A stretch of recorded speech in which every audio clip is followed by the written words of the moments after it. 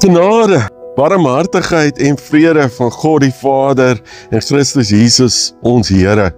Dis hierdie bekende seëngroet van Paulus aan Timotheus en die gemeente in Efese wat ons kry in 1 Timotheus 1. Ons het met hierdie reeks begin laasweek, hierdie eerste boek van Timotheus, en ons het stilgestaan by die gedeelte oor dwaalleraars. Hierdie sogenaamde mense wat gedink het, maar hulle het die waarheid, maar eintlik het hulle valse leringe.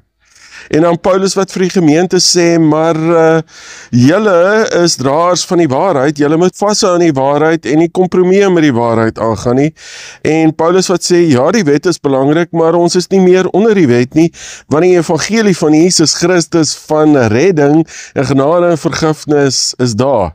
Dit is hoofstuk 1 van 1 Timotheus, en dan kom ons vandag by die volgende gedeelte, hoofstuk 2, waar Paulus sê, maar nou wil ek vir julle riglyne gee oor die werking van 'n gemeente. En vir Paulus gaan dit nie eerstens oor organisasie of oor prediking nie, dit gaan oor gebed.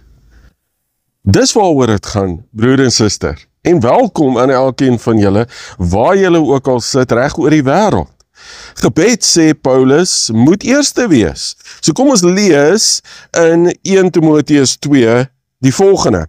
Ek dring daarop aan, dat daar in die eerste plek met smeking, voorbidding en danksegging gebid moet word vir alle mense, vir die wat regeer en vir almal wat gesag uitoefen, sodat ons 'n rustige en stil lewe kan lei in volkome toewyding aan God en in alle eerbaarheid. So is dit goed en aanneemlik vir God, ons verlosser, wat wil hê dat alle mense gered word en tot kennis van die waarheid kom. Daar is immers net een God en daar is net een middelaar tussen God en die mense, die mens Christus Jesus wat homself as losprys vir almal gegee het. Dit was op die bestemde tyd die bewys van die bedoeling van God. Met die oog hierop is ek aangestel as prediker en apostel, as 'n leraar om die heidene nasies te onderrig in die boodskap van die geloof en die waarheid. Ek praat die waarheid, ek lieg nie. Paulus wat hier begin in die eerste plek deur te sê, ek dring daarop aan, dat daar in die eerste plek, met ander woorde, Paulus sê, dis 'n prioriteit. Hy dring daarop aan, vermaan is die ander woord wat gebruik word. Ek vermaan julle, ek dring daarop aan, dat julle bid. En Matteus 21 vers 13 sê vir ons hierdie ou bekende woorde, en hy sê vir hulle, daar is geskrywe, my huis moet 'n huis van gebed genoem word. Aan woorde, wat sê Paulus vir ons as kerk van Jesus Christus, as gemeentes? Gebed moet prioriteit wees. Hy benadruk die belangrikheid van gebed. Hy sê dat ons as kerk moet toegewy wees aan gebed. As ons teruggaan na hoofstuk 1 toe, die dwaalleraars, wat het hulle gedoen? Hulle het die fokus weggevat van Jesus af en al die fokus op hulle self geplaas, want hulle het die waarheid en mense moet na hulle toe gaan vir die waarheid. En gebed doen die teenoorgestelde, want gebed vat die fokus weg van onsself en plaas dit op Jesus en sy koninkryk en mense. En daarom sê Abram Joshua Heschel sê, the focus of prayer is not the self. It is the momentary disregard of our personal concerns, the absence of self-centered thoughts, which constitute the art of prayer. As ons praat oor dwaalleraars en hoe gaan ons dwaalleraars teë, dan gaan dit om te bid. En hoekom bid ons? Vers 4 herinner ons, dat alle mense verlos word en tot kennis van die waarheid kom. Dat hierdie dwaalleraars en mense rondom ons wat nie die Here ken nie, tot die waarheid sal kom. Onthou weer, ons is draers van die waarheid. So ons het 'n plig, 'n roeping om hierdie waarheid te verkondig en uit te dra. Gebed moet in die hart van 'n gemeente wees. Dit moet deel van die DNA van 'n gemeente wees. Gebed, soos iemand sê, is die kind van werklike geloof. Dit is om te sê, ek glo werklik en deur geloof in 'n verhouding met God, kan ek nie anderste as om deur gebed te lewe nie. Gebed moet eerste in die gelowige se geestelike lewe funksioneer. Gebed moet eerste in 'n gemeente se lewe funksioneer. En dan sê Paulus natuurlik in vers 1 sê hy, ek dring daarop aan dat daar in die eerste plek met smeking, voorbidding en danksegging gebid moet word vir alle mense. Hy sê daar is iets soos smeking. Dis hierdie diep geestelike behoefte, 'n dringendheid, om vir God te vra om vir alle mense net 'n vers te maak uit hulle noodheid. Dis hierdie diep smeking voor God. Voorbedes of voorbidding, dit is om vir ander mense, om namens ander mense te bid, om in te tree vir mense by God, om hulle behoeftes en hulle belange voor God se voete neer te lê. Dis hierdie voorbidding wat ons doen. Danksegging, te sê Here, ek dank U vir dit wat U in my lewe doen, en ek dank U vir dit wat U in ander mense se lewens doen. Dit is hierdie rol van gebed. Die vraag wat ons onsself moet afvra is, vir wie bid ons? Bid ons net vir die mense vir wie ons lief het? Of is daar meer? En Paulus sê, ja, daar is meer. Ons moet vir alle mense bid. Hy sê dit aan die einde van vers 1, vir alle mense, en dan spesifiseer hy, vir die wat regeer en vir almal wat gesag uitoefen. In die ander vertaling sê hy, en die konings en hooggeplaastes. Met ander woorde, Paulus sê, ons moet vir die mense bid wat in leiersposisies is, publieke leiers, mense wat invloed het in die samelewing. Nou, kom ons wees eerlik, dit is maklik om te bid vir leiers wat ons mense is wat regeer. Het is maklik om dit te doen, maar Paulus sê nee, jy bid vir die regering van die dag. Al stem ons as kerk nie saam met dit wat hulle voorstaan nie, hulle beleid nie, maar ons het 'n opdrag, ons moet bid vir die regering van die dag. God wil hê daar moet orde wees, en vir orde om daar te wees, is daar 'n owerheid nodig. En ons moet bid vir hierdie owerheid, dat hierdie owerheid sal goed en reg regeer. En dan sê Paulus, maar hoekom, waarom? Want nou bring Paulus die woord in, sodat. Hy sê, sodat ons 'n rustige en stil lewe kan lei, in alle godsvrug en waardigheid. In die 1983 vertaling sê, dat ons rustige en stil lewe kan lei, in volkome toewyding aan God, en in alle eerbaarheid. Broer en suster, as ons in 'n land kan lewe, waar dit kalm is, waar daar vrede is, dan kan die evangelie van Jesus Christus mos baie makliker verkondig word. Dan kan ons die waarheid baie makliker oordra aan alle mense, sodat alle mense die waarheid kan hoor, en daarop kan reageer, en tot redding kan kom. En wie is verantwoordelik vir hierdie kalmte en vrede, is die owerheid. En dit is weer eens, waarvoor ek en u moet bid. As ons teruggaan ook in die kerkgeskiedenis, dan was daar telke male vervolging van die kerk, daar was vervolging van Christen gelowiges, en is dit nie maar ook waar ons vandag in ons eie land is nie, dat die regering begin al hoe meer vyandig word teen ons Christene. En dat ons moet bid vir 'n lewe in 'n samelewing waar God vereer word, en waar ons as kerk ons kan besig hou met dit waarvoor God ons geroep het, en dat ons nie verhinder sal word om dit te doen nie. So Paulus benadruk dat alle mense moet tot die waarheid kom, en dan sê hy vervolgens dat alle mense gered moet word. Nou die vraag wat baie mense vra is, kan heidene gered word? Kan 'n heidense regering gered word? Kom ons lees weer vers 3 en 4, vers 3 sê, want dit is goed en aangenaam voor God, ons verlosser, wat wil hê dat alle mense gered word en tot kennis van die waarheid kom. Wat sê Paulus? Paulus sê dat alle mense gered moet word. Met ander woorde, ek kan nie besluit dat Piet, Koos en Klaas is te sleg.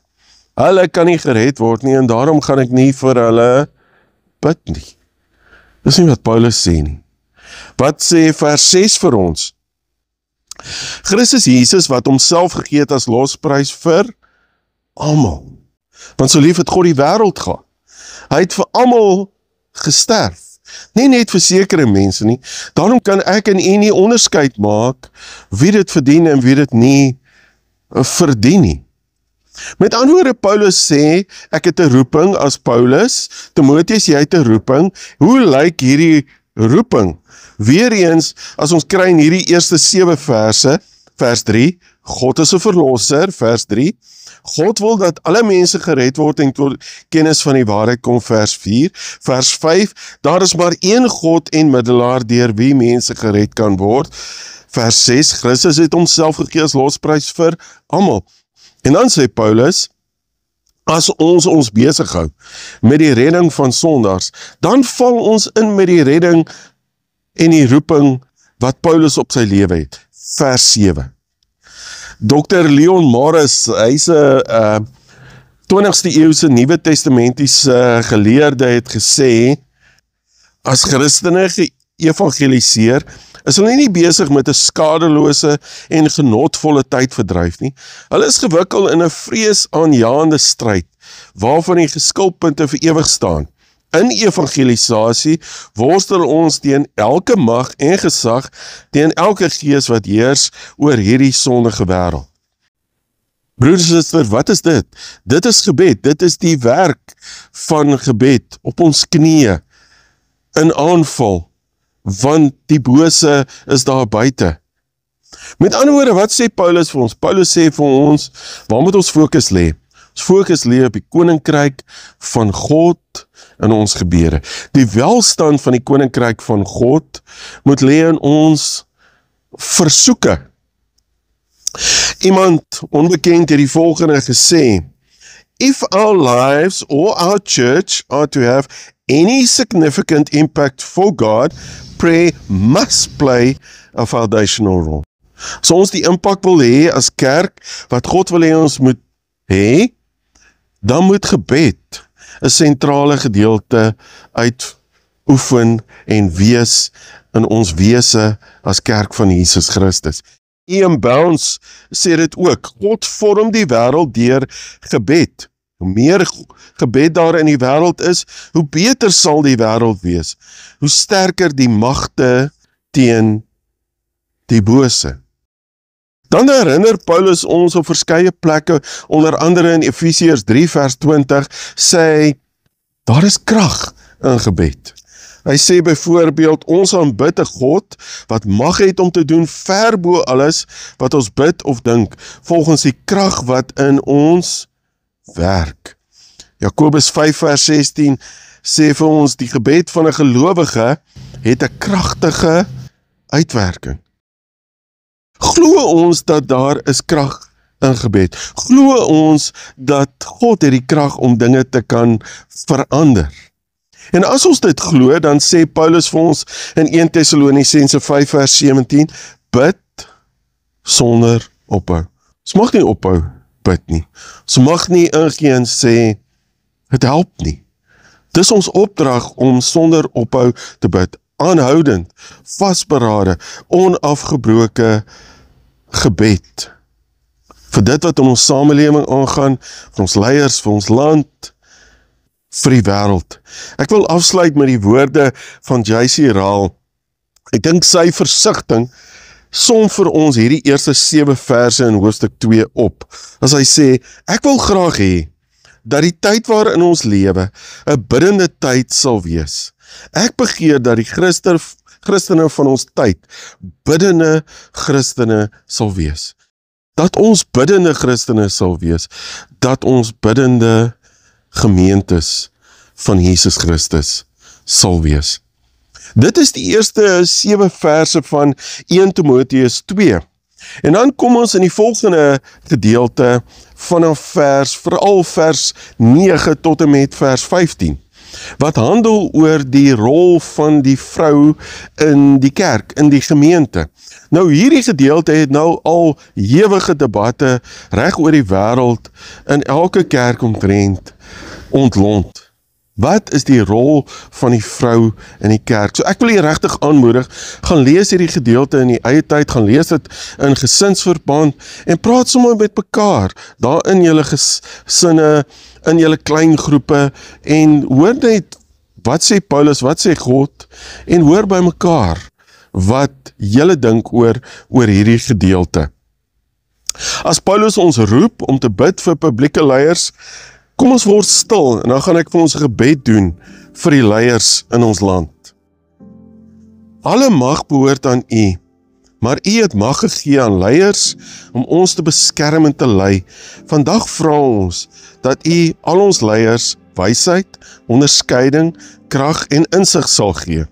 Hou hulle gesond, veilig en uitgerus, sodat hulle kan voortgaan om ons te lei. Mag U Gees hulle harte vernuwe, sodat hulle nie net na mag of aansien sal streef nie, dat hulle nie sal kies om hulle self te verhef nie, maar eerder sal soek na plekke om nederig te dien en ander op te bou, net soos Jesus gedoen het. Mag hulle oë oopgaan vir geleenthede om 'n verskil in die lewens van ons mense te maak, en mag hulle altyd die behoeftes van ons bevolking bo hulle eie stel. Gee vir hulle passie vir geregtigheid en versoening. Help die leiers in ons gemeenskappe om moed, hoop, vrygewigheid en vriendelikheid aan die dag te lê. Laat die manier waarop hulle ander eer, die mense rondom hulle inspireer. Laat hulle 'n bron van hoop, vrede en vreugde wees in ons gemeenskappe. Mag hulle lewens 'n getuienis wees van U liefde en genade in ons geliefde land. Moedig leiers aan as hulle uitgeput voel en hernie hul krag wanneer hulle oorweldig word. Gee rus aan hulle, aan diegene wat dit nodig het en herinner hulle aan U beloftes. Seën hulle families, versterk hulle bedieninge en brei hulle invloed uit tot U verheerliking en hulle beswil. Amen. Broer en suster, volgende week staan ons stil by hoofstuk 3 wat handel verder oor die leierskap in die kerk, spesifiek die ouderlinge en die diakens, en spesifiek gaan dit oor hoe met die karakter van hierdie leierskap lyk. So gaan lees solank hierdie gedeelte in hoofstuk 3 in die eie tyd. Broer en suster, ons is geseën om ander te seën, om onsself vir ander te gee, en mag ons uitgaan en onsself eerstens vir God gee, en mag ons onsself vir mekaar gee, in gebed, ons tyd, ons opofferings, en mag ons daardeur tot seën vir mekaar wees in hierdie komende week. Amen.